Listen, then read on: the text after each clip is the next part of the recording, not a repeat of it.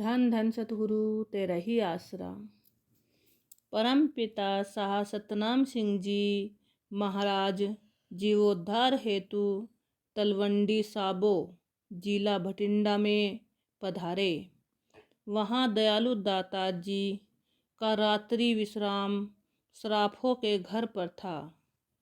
उनके प्रेम को देखकर परम पिताजी ने वचन फरमाए, प्रेम एक अनमोल दात है जो पूर्व जन्म के संस्कारों के कारण प्राप्त होती है।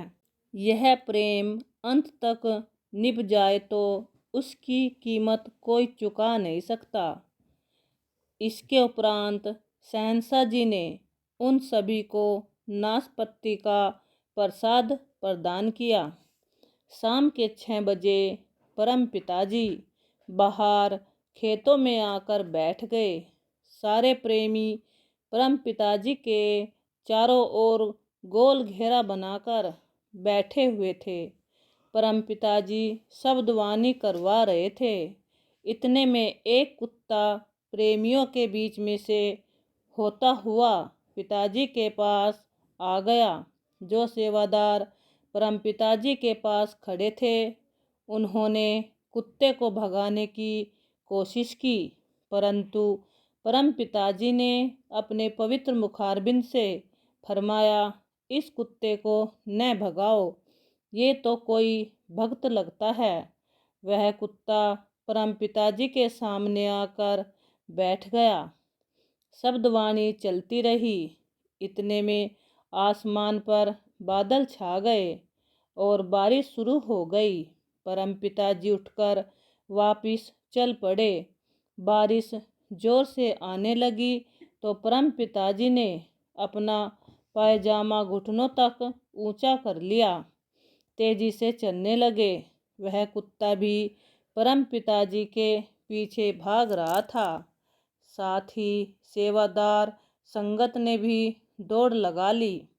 बारिश में भागते हुए परम पिताजी बहुत सुंदर लग रहे थे। उसी समय जीप चालक हजारा लाल जीप लेकर आ गया और परम पिताजी जीप में बैठकर चल दिए। वह कुत्ता अभी भी जीप के साथ साथ भाग रहा था। थोड़ी देर बाद बारिश बंद हो गई और मौसम साफ हो गया। परम पिताजी जिस घर में विराजमान थे वह कुत्ता भी वहां आ गया। जब तक परम पिताजी उस घर में रहे वह कुत्ता भी वहीं रहा। सत्संग रात को 9 बजे प्रारंभ हुआ। सत्संग पंडाल रंग बिरंगी लड़ियों से जगमगा रहा था और मंच को भी बहुत सुंदर ढंग से सजाया गया। साध संगत बड़े प्रेम से बैठी अपने कुल मालिक जी का इंतजार कर रही थी। इतने में ही प्यारे सतगुरु जी का आगमन हुआ। सारी साध संगत परम पिताजी के दर्शन पाकर झूम उठी। साध संगत द्वारा लगाए जा रहे धन धन सतगुरु तेरा ही आसरा के नारों से सारा पंडाल गूंज उठा। परम पिताजी समस्त साध संगत का प्रेम भरा नारा मंजूर करते हुए मंच पर विराजमान हो गए। शब्दवाणी शुरू करवा दी गई। वह कुत्ता भी आकर पंडाल में बैठ गया। एक प्रेमी भजन गा रहा था। उसी समय 5-7 व्यक्ति जो कि वेशभूषा में निहंग प्रतीत होते थे मंच के समीप आकर खड़े हो गए। वे इस उद्देश्य से वहां आए थे कि परम पिताजी से पूछेंगे कि क्या संत जन प्रथम सिख गुरु श्री गुरु नानक देव जी या 10वें गुरु श्री गुरु गोबिंद सिंह जी की बराबरी कर सकते हैं। वे व्यक्ति सत्संग प्रारंभ होने से पूर्व उपस्थित साध संगत को भी इस विषय में भ्रमित कर रहे थे। भजन को बीच में रुकवाकर परम पिताजी ने फरमाया, तेजा सिंह इस कुत्ते को बाहर छोड़कर आओ। जब तेजा सिंह ने कुत्ते को उठाना चाहा तो वह नहीं उठा। इस पर परम पिताजी ने फरमाया, तेजा सिंह, इसे कंधे पर उठाकर दूर छोड़ाओ। तेजा सिंह आज्ञा का पालन करते हुए कुत्ते को कंधे पर उठाकर काफ़ी दूर छोड़ आया, लेकिन तेजा सिंह के वापस आने से पहले ही कुत्ता पंडाल में आकर बैठ गया। परम पिताजी ने तेजा सिंह को ऐसा करने का 3 बार आदेश दिया। तीनों बार ही कुत्ता तेजा सिंह से पहले वापस आकर पंडाल में बैठ जाता।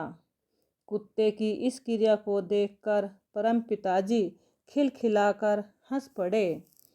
साध संगत भी हंसने लगी। हास परिहास में परम पिताजी ने समस्त साध संगत को असीम प्रसन्नता प्रदान की।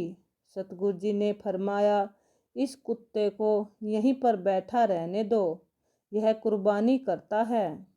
फिर परम पिताजी ने उन 5-7 निहंग वेशधारी व्यक्तियों की ओर दृष्टि डालते हुए अपने पावन मुखारबिंद से वचन फरमाए, आओ गुरुमुखो, किस तरह दर्शन दिए। वे व्यक्ति बोलना चाह ही रहे थे कि परम पिताजी ने पुनः फरमाया, आपका मुखिया कौन है। दूसरे व्यक्तियों ने बताया कि ये सफ़ेद कपड़े धारण किया व्यक्ति ही हमारा मुखिया है। परम पिताजी ने फरमाया, आप बहुत ही सियाने और समझदार हैं। आप माइक के सामने खड़े होकर साध संगत को इस प्रश्न का उत्तर दो कि जो लोग सत्संग सुनने से चिढ़ते हों और संत महात्माओं से नफरत करते हो, वे अच्छे हैं या कुत्ता। तब उस मुखिया ने माइक पर आकर अपने विचार इस प्रकार प्रकट किए। कबीर बसनेऊ की कुकरी भली, साकत की बुरी माई, ओह नित सुने हरिनाम जसु, उह पाप बिसनाई। इस तरह उक्त मुखिया ने गुरबाणी के काफ़ी शब्द बोले। यह साबित कर दिया कि यह कुत्ता बहुत अच्छा है जो सत्संग सुन रहा है। परम पिताजी ने उन सभी के गले में नोटों के हार डाल दिए। तब परम पिताजी ने कविराज को शब्द बोलने की आज्ञा दी।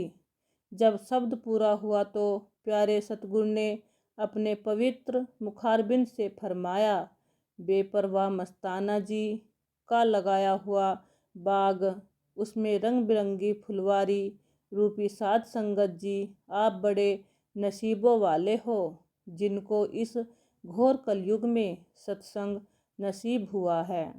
जिन्होंने सत्संग में आकर अपनी हाजिरी लगवाई है, उन्हें मालिक असीम खुशियाँ प्रदान करेगा। सत्संग के उपरांत परम पिताजी ने फरमाया, कई लोग हमें कहते हैं कि श्री गुरु नानक देव जी या 10वें पातशाह श्री गुरु गोबिंद सिंह जी बनकर दिखाओ। भाई, हम उन गुरुओं की बराबरी नहीं कर सकते।